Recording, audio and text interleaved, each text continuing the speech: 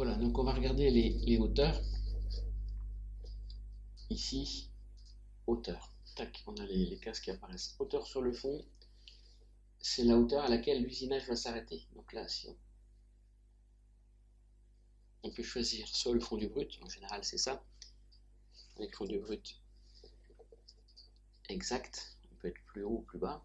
Donc plus haut, si je vais être 1 mm plus haut, je mets 1 mm. On peut choisir plein d'autres choses. Bas du modèle, c'est-à-dire la conception 3D. Bas du trou si c'est un perçage.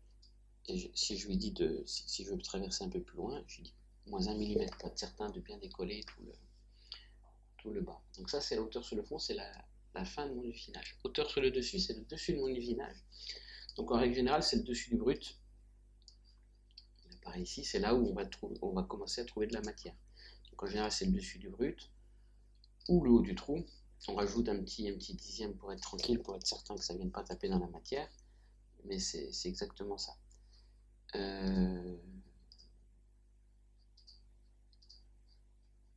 Voilà. Donc hauteur sur le fond, hauteur sur le dessus, c'est là où on va trouver notre matière, le début d'usinage, la fin de l'usinage.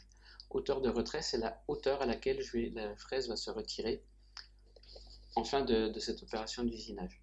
Donc en général, on met dessus du brut pour être serein. Si on veut optimiser les vitesses, ainsi de suite, si par exemple j'ai 3 trous à faire côte à côte, je vais lui mettre haut du trou plus 2 mm, je suis tranquille, il ne va pas se lever trop, il va se déplacer. Par contre, il faut être certain de rien taper. Voilà, ça c'est la hauteur de retrait, donc en fin d'usinage. Et hauteur de dégagement, c'est une hauteur à laquelle il va se déplacer pour aller à l'opération d'usinage suivante. Donc comme je disais, si j'ai 3 trous à percer côte à côte, je vais lui dire mets-toi la hauteur de retrait plus 0 mm, t'es serein. Voilà. En règle générale,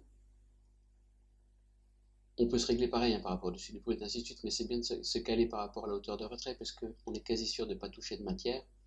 Et là, on rajoute une petite hauteur de sécurité qui, en général, c'est l'épaisseur des brides qui viennent tenir la pièce, ou de l'étau, ou ainsi de suite. Donc, hauteur de retrait, c'est la hauteur maximum dans notre usinage où on va se déplacer en vitesse rapide. Donc là, il faut être certain de ne pas avoir de